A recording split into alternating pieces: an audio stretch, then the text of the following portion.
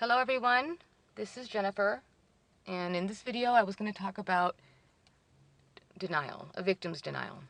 And most of us go through this almost the entire time up until the big aha moment.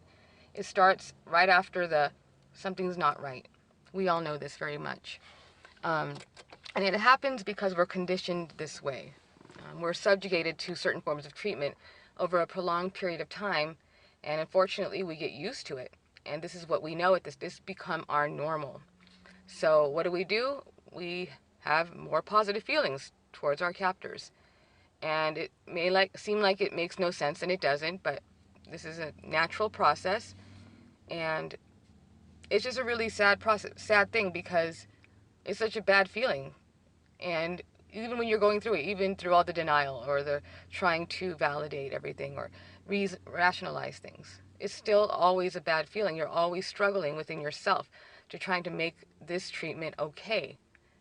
But you know inside, because you're so conflicted, that it's not okay, but you're still trying to make it seem like it's okay for appearance sake. And I just want you to think about, if you're in a denial stage of this kind of abuse, like, how many times have you had to tell yourself, it's going to be okay?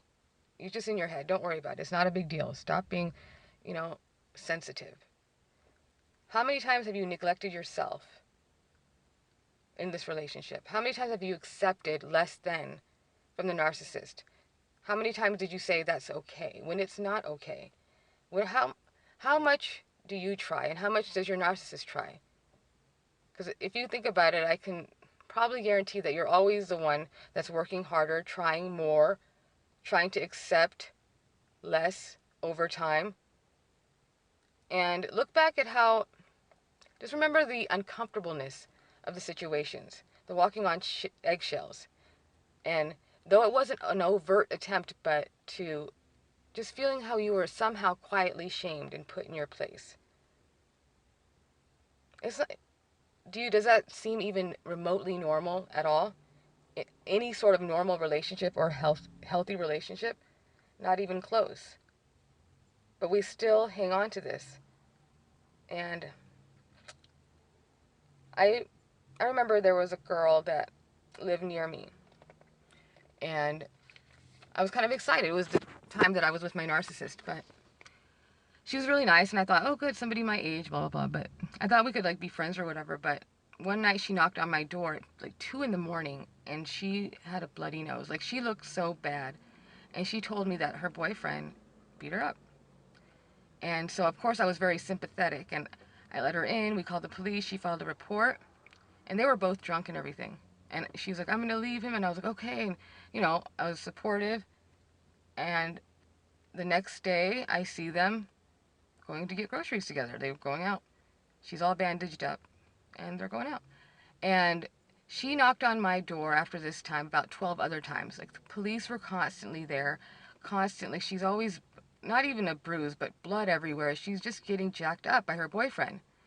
And the next day she would be with him again. And it just really pissed me off after a while. And I thought, you know what? I told her, I was like, if you're not going to do anything, then you don't come to my house. You know what I mean? Because I thought she doesn't want to change.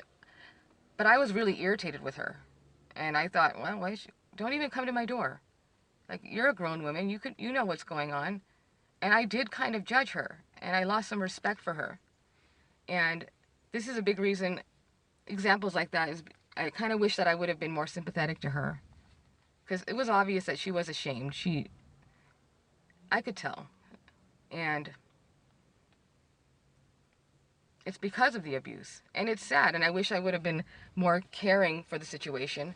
But that's the reason why I didn't tell anybody what was going on, because I knew what they would say. They would say something like, you know what's going on. I can't believe, why are you still there? And I wouldn't do anything. I would, deny it, or make excuses for this person who just treated me like crap. And I didn't tell anybody. Therefore, I didn't have any friends, because I had nothing to talk about. And because I had no interest or genuine personality while I was with him, there was no need to talk to anybody, because I knew that they would know that I was weird, because I was fully aware of how strange I had become and just antisocial. But anyway, why do we do this? because of our hope. We hope that we want to hang on to these threads, that something's going to change, that somehow if we try, it's going to get better. And it never does. And if you think about it, you'll realize that any sort of happiness that you have or you think you have in the relationship is based on either the past, any fond memories, probably from the love bombing stage. So it's that, or it's the future faking.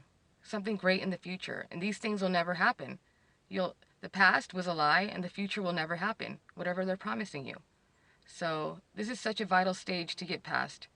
It's going to be a hard one. It is a hard one to accept these things about someone you loved, but it's the only way to move past it and to heal and progress in your life.